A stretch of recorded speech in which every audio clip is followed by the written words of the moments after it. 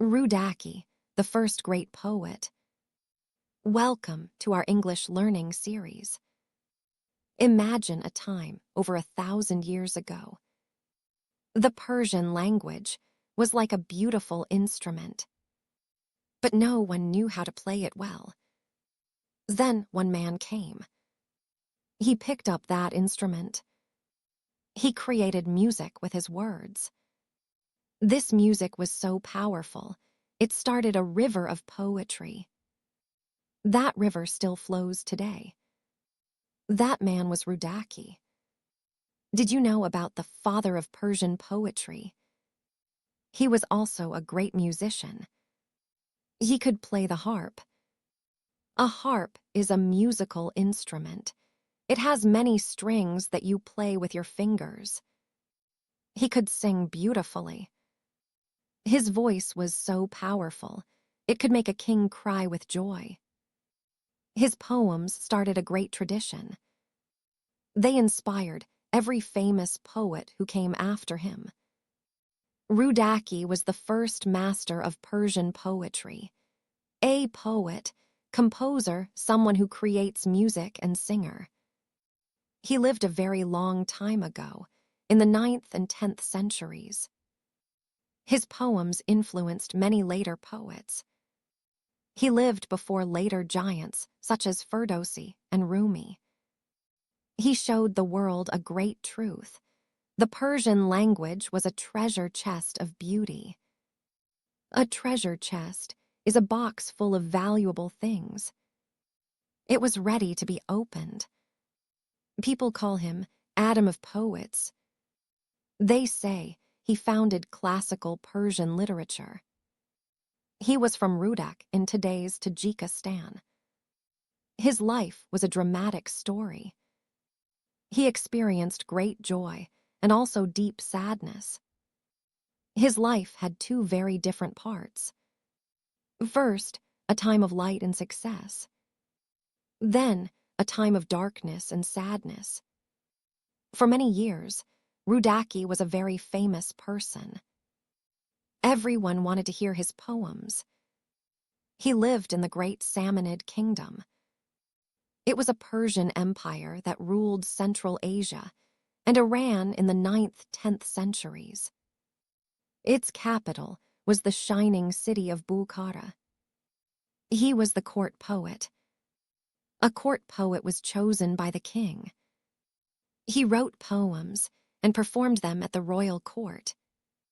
He worked for the king. But he was more than just a poet. He was a close friend to the king. He was a trusted advisor. The king loved Rudaki very much. The people loved him too.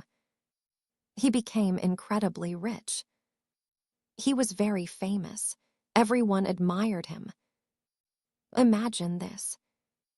Stories tell us about his travels.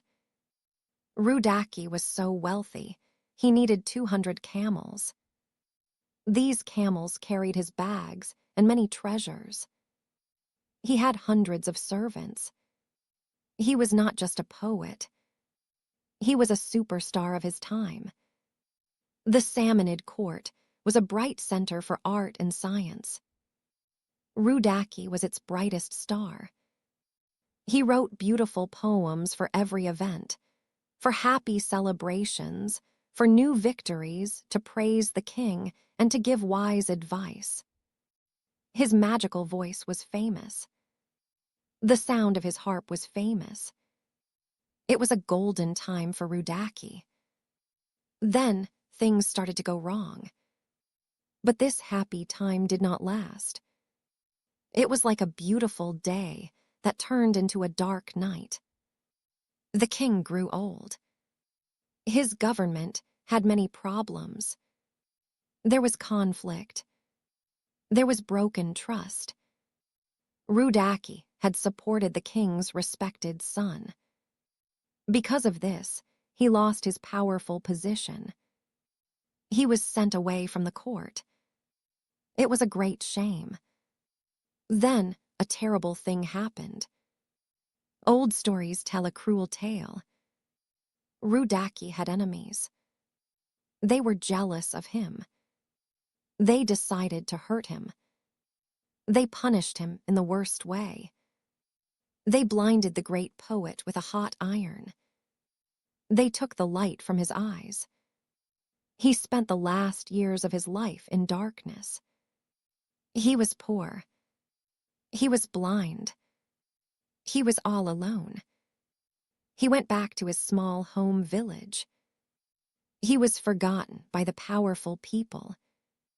These were the same people who once called him friend. He wrote his last poems about pain, feeling alone and unfairness. It was a truly tragic end for the man who brought so much light to the world.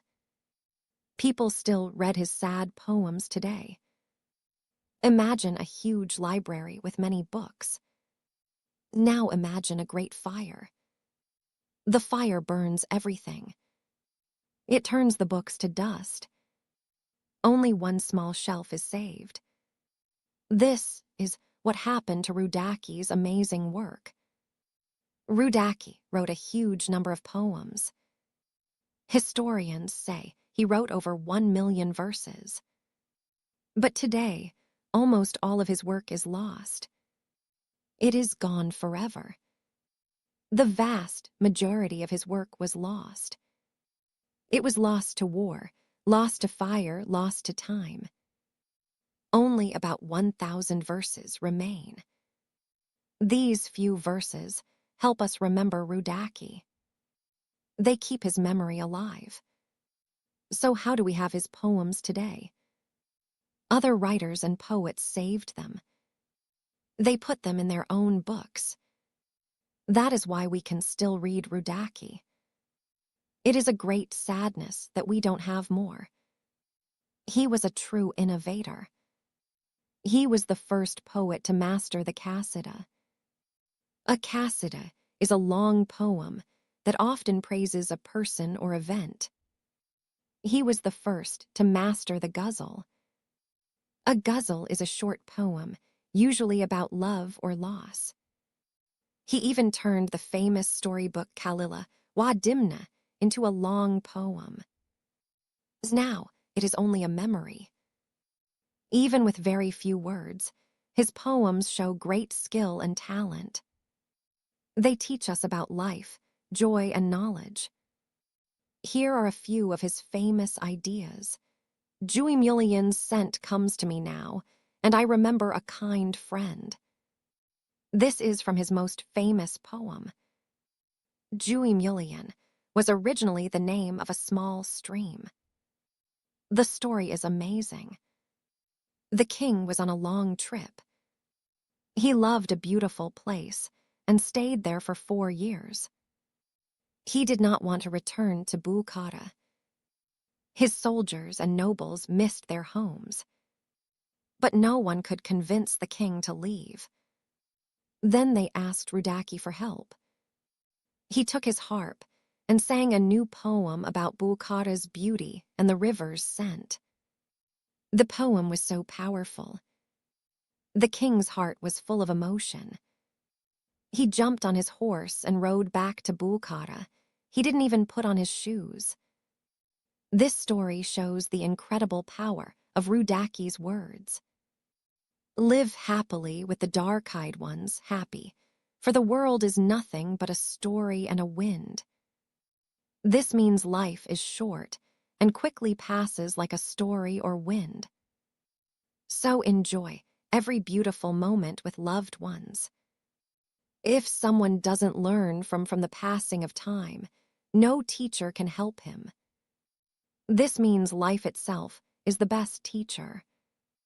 If we ignore its lessons, no one else can teach us. Do not be sad when you see others happy. Many people wish they had your life. This means we should not be jealous when others have good fortune. 4 things can save a person from sadness: a healthy body, a good character, a good name, and wisdom. This means if you have these 4 great treasures, you have everything you need to be happy. Rudaki teaches us that true wealth is not money or power, but health, kindness, respect, and wisdom. For 1,000 years, the world forgot. No one knew where Rudaki was buried. His grave was lost. But in the 20th century, a Tajik writer went on a quest. He wanted to find Rudaki's resting place. His name was Sadruddin Aini. He was a hero. He searched for the lost tomb. After much hard work, he found it in Rudaki's home village of Panjakant, Tajikistan. The world had found its poet again.